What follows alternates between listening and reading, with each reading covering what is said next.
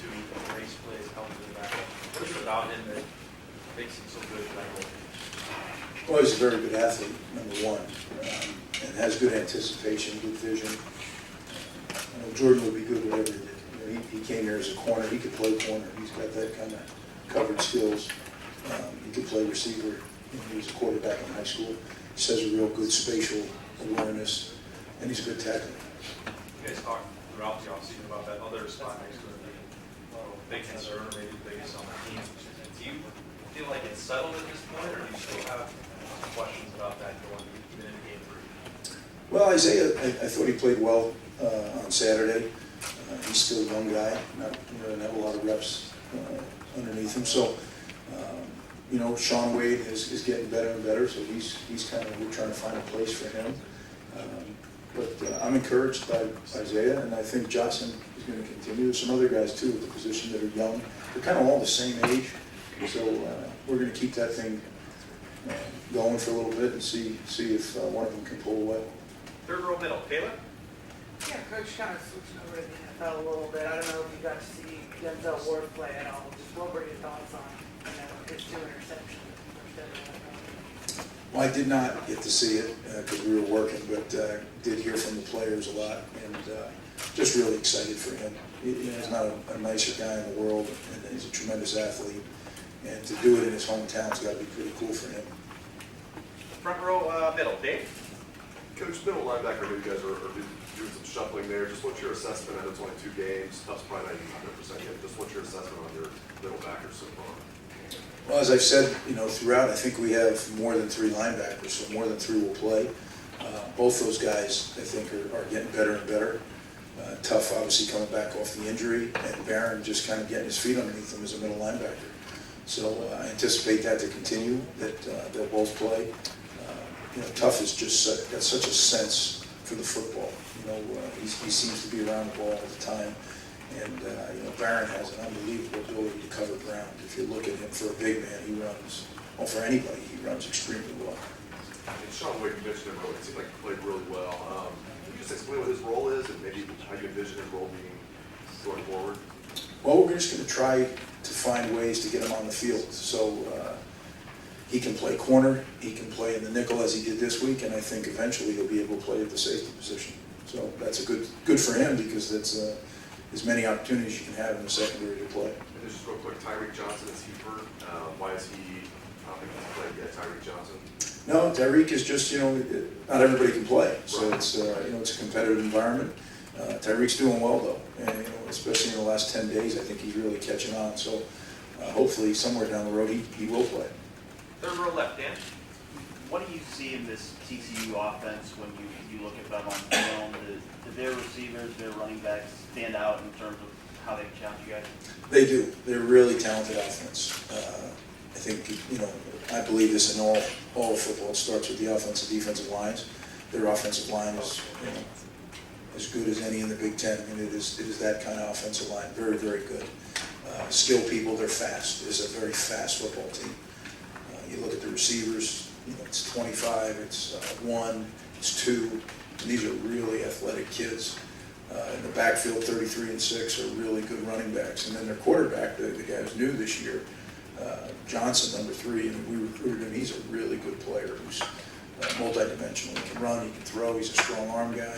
So this will be a huge test for our defense. This is a very athletic, fast, productive offense. Yeah, kind of about the quarterback. He's the first real running quarterback you faced this year. How does that challenge your defense in terms of comparing to Well, it's a big challenge.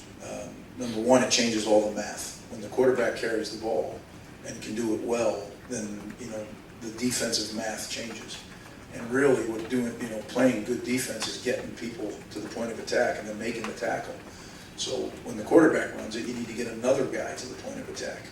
And obviously, he doesn't run it all the time. He reads it, so it's like option football. So it changes. And then on the passing downs, if he has the ability to scramble, you have to account for that. And what I've noticed, it's really, I think he had 1 start last year, and then obviously these 2 this year. He scrambles, but he scrambles first to throw it down the field. Then when he decides to go, he's a really good runner, very good runner. But it's not where he just tucks it to run right away. So We're going to have to hold coverage when he does start to move out of the pocket, and then be ready once he crosses the line of scrimmage to come up and try to get him down, which is, easier said than done. He's a 230-pound man who runs very well. Front row right, Tim? With that said, a lot of days hurt, they're little guy, punt return guy stuff. What special problems does he present from a speed standpoint, et cetera? Yeah, it's speed, it's elusiveness. He's quick as a cat. So, like I said, there's three wideouts, all present different issues, but the common denominator is they all can run, and that's usually not a good thing. So we really got to be on top of our game. The other thing, I was just asking Coach Davis, Greg, but when you take a team back to where it just won a game like 9 months ago and stuff, is that better than going on a true road test or a road trip to that other team's stadium? I mean, there's a chance the stands can be half and half, with the Buckeye fans there and stuff. So what's your take on that? I haven't given that a lot of thought. That's a good point. That's a good question. Certainly, there'll be a familiarity with the stadium, and having played there, the locker rooms, all that stuff. So I guess any time that you're more familiar with something, it's a little bit easier. But it's really a home game for them, right? And it's 30 minutes down the road, so I wouldn't get too excited about it. Far left, Matt? I know you touched on this a little bit after the game, but Chase Young, what lesson do you want him to learn out of a game like that with the emotions that he brings to the football game? Well, I don't want to make too big of a deal of it, to be honest. I think just you need to control yourself so you don't get a penalty, because like I said after the game, if it were a tight ball game, a penalty or losing a player of that magnitude would really hurt us. But I love the excitement that he plays with, the passion that he plays with. Just got to kind of harness it just a little bit. It's not, but my thing to the defense is I want us to play with that edge. And, I think playing great defense, part of it is having an edge. So just got to be careful we don't overdo it in tempering it. And front row left, Doug? Greg, how have you seen opponents block Nick Bosa so far? Are they doubling him? Are they helping on him? Is he getting a lot of one-on-ones? What's the first 2 games? He's not getting a ton of one-on-ones. If you saw Saturday, Rutgers started their tight end out wide, motioned him down, and really cracked him once pretty hard. So Nick's going to have to be aware of that. We're going to have to be aware of that, because I think it'll get more and more creative every week, because he is such a special player. We need to do a good job of moving him around. You can't just leave him in one spot, because then you can target him. Right? If you put your tight end out there to bring him in and all of a sudden he's not there, well, then it gets hard to block him. So we need to help him, and he needs to be a little bit more aware. His teammates need to help him. When there's someone in the motioning that's in a position to crack him, we got to let him know, because they are doing things special for sure. And so just as things progress, especially on the third down packages, when you have Draymond, when you have Chase Young, if they're performing, do they make it harder for teams then to put more people on Nick if you have more other people that you have to count too? Yeah, well, as I was saying, defensively, it's all about math, the numbers. It's the same thing in protection. If you commit 6 to protection or you commit 7 to protection, it's less people in the route.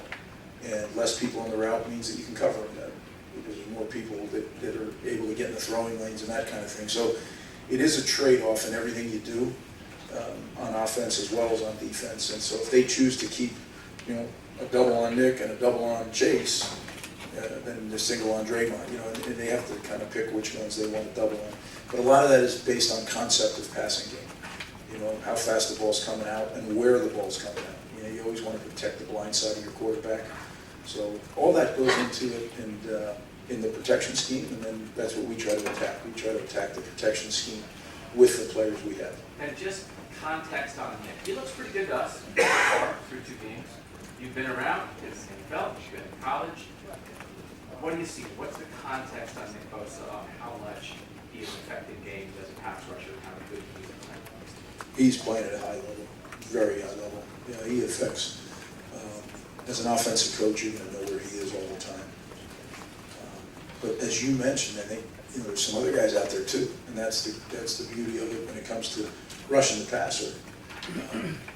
So what we're seeing is some things in the run game to try to slow him down. When you face a player of Nick's talents, it's not just that play where you got to protect him.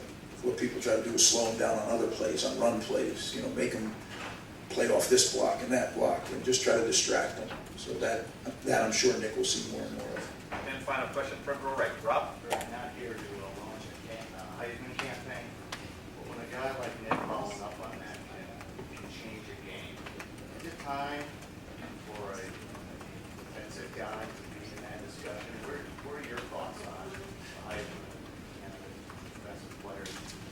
Well, you know, I'd love to say, yeah, let's get a defensive player in there, but I think there's been one in how many years, right? So the reality is it's more of an offensive award because it's easier to chart, it's easier to